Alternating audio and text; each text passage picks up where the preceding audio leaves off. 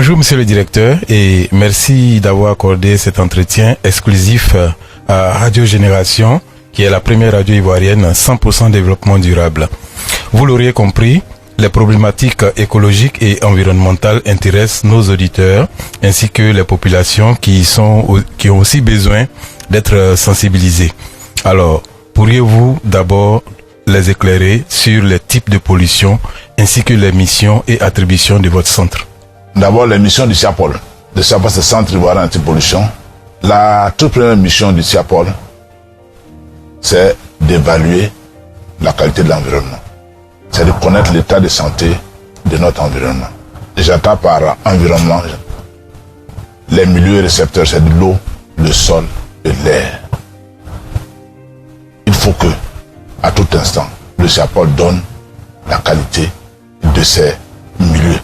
Nous dire effectivement ce milieu, s'il est pollué, bien n'est pas pollué, s'il est respirable, bien n'est pas respirable, si on peut manger son poisson, bien on peut pas manger son poisson. Donc ça, c'est l'évaluation de la qualité des milieux récepteurs. Ça, c'est la première mission. La deuxième mission, ayant évalué la qualité du milieu, connaissant donc les sources de pollution, identifier dans les sources de pollution, on a pour mission aussi d'assister ces opérateurs industriels qui rejettent l'air aux résidus eau industriels dans le milieu. Donc on va vers eux pour les assister afin de minimiser l'impact sur le milieu. La troisième mission, si aujourd'hui il y a un déversement d'hydrocarbures, je touche du bois, c'est le CIAPOL qui assure la coordination du plan national qui est mis en place pour lutter contre cette pollution. La quatrième mission, si je peux me permettre, vous voyez chaque année, vers le mois de septembre-octobre, les végétaux aquatiques descendent sur Abidjan. Le CIAPOL lutte contre ces végétaux, met des barrages au niveau de Bassam pour stopper l'arrivée de ces végétaux sur Abidjan, qui cause vraiment des désagréments pour l'opérateur économique. Voici en gros les principales missions du CIAPOL. Pourriez-vous dresser, on va dire comme ça, l'état des lieux se rapportant au domaine de l'activité du CIAPOL et donner quelques mesures préventives adoptées depuis la création du centre, surtout depuis que vous êtes aux commandes? Je dirais que réellement, il y a des soucis au niveau de l'environnement. Il y a des soucis. On n'a même pas besoin de mesurer, de faire des mesures pour se rendre compte qu'il y a des soucis. Je prends par le canal d'Anne-Mambo. Vous allez dans le canal d'Anne-Mambo, vous verrez tout. Des odeurs qui se dégagent. Les eaux usées qui sont déversées dans le canal. Les déchets solides qui sont déversés, qui sont jetés dans le canal. C'est un souci. Vous prenez les baies de notre lagune, il y a des soucis à ce niveau. Toutes les eaux usées sont déversées dans ce milieu. Et les eaux usées sont déversées sans traitement. Donc c'est dire qu'il y a un souci au niveau de ce milieu. Qui pollue? Tout le monde pollue. Mais vous polluez. Quand vous buvez votre un sachet d'eau là, vous le jetez à terre. Mais ceux qui polluent véritablement, ce sont les industriels. Ceux qui ont des grandes plantations, les agro-industriels, qui ont des grandes plantations et qui utilisent des intrants, polluent. Les unités industrielles, comme je l'ai dit, polluent. C'est pour ça qu'on les assiste. On va vers eux. Puisque lorsque un opérateur industriel va s'installer, il fait d'abord l'étude d'impact environnemental et social. Et l'étude montre que voici le plan pour qu'il pollue moins. Voici le plan qu'il doit mettre en place. Comment il doit construire son unité. Quelle disposition il doit prendre. Par exemple, s'il dit que bon, moi je vais utiliser par exemple de l'eau, il va acheter de l'eau usée. Donc s'il doit acheter de l'eau usée, il faut qu'il puisse mettre en place une station d'épuration avant de rejeter son eau. Après ça, le CIAPOL va venir, va lui donner un arrêté d'autorisation signé par M. le ministre. Dans cet arrêté, il y a la prescription technique qu'il doit respecter. Par exemple, on va dire n'importe quoi, le pH.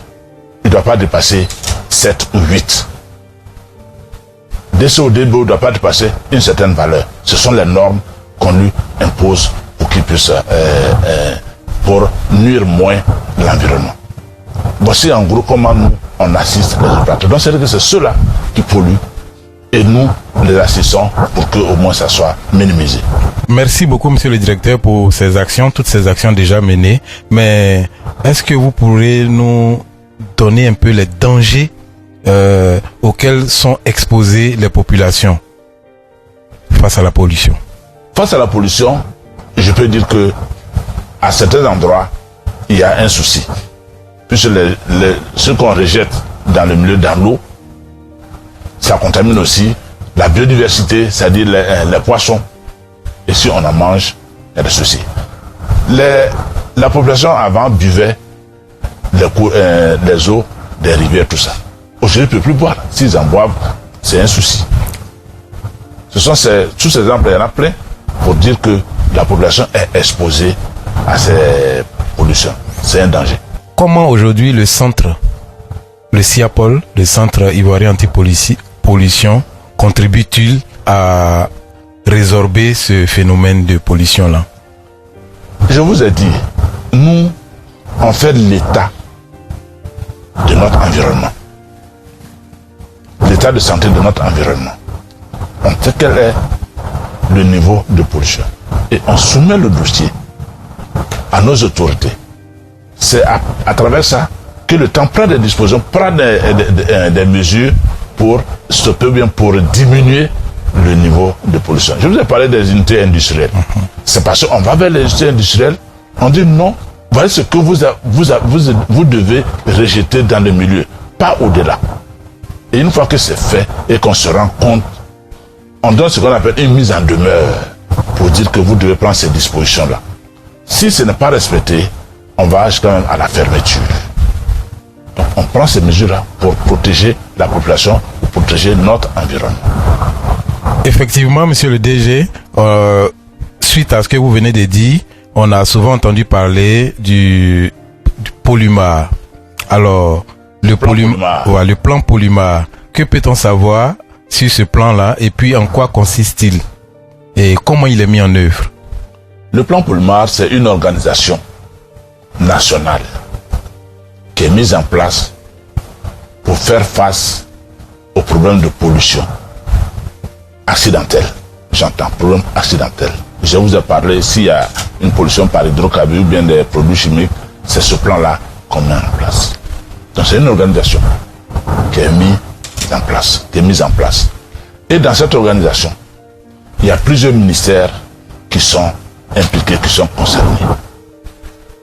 Chaque ministère a un rôle à jouer. Donc le travail que nous faisons, c'est de faire jouer ce rôle-là.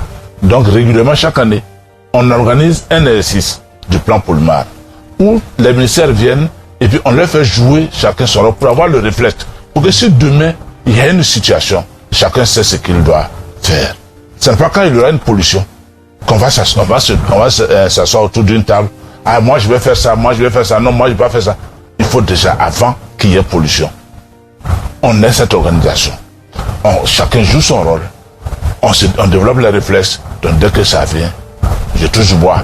Là, rapidement, chacun essaie de jouer son rôle pour aller vite. Parce que quand il y a une pollution, le temps joue contre vous. Une pollution accidentelle, le temps joue contre vous. Donc, on n'est pas là pour discuter du rôle de tout un chacun. Avant qu'il y ait pollution, on s'est déjà mis d'accord ce que chaque structure doit faire. Avant de terminer, est-ce qu'il y a quelque chose que vous pensez n'avoir pas dit aux populations ivoiriennes que vous voulez dire? Que la population patiente,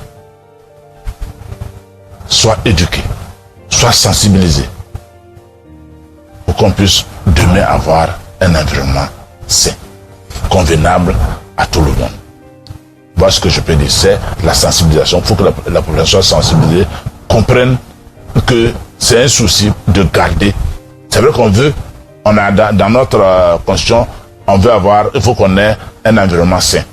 Mais il faut que vraiment on puisse tenir, comment faire pour que cet environnement-là soit sain pour toujours. pour nos enfants qui vont arriver. Ça, c'est important. Par vous, on essaie de s'adresser à la population. C'est important.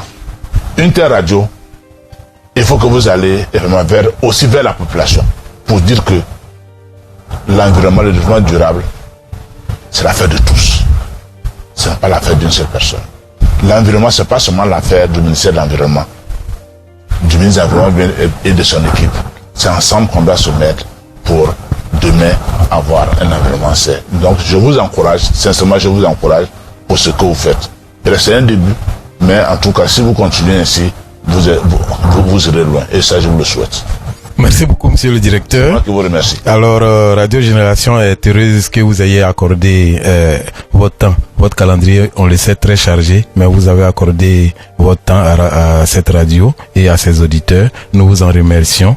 Que cette utilité publique du SIAPOL soit beaucoup marquée. Nous allons y veiller aussi par notre canal, notre média. Et je voudrais sincèrement vous dire merci. Merci de nous avoir accueillis dans vos locaux. Merci aussi, je vous donne un nouveau Yam Soko.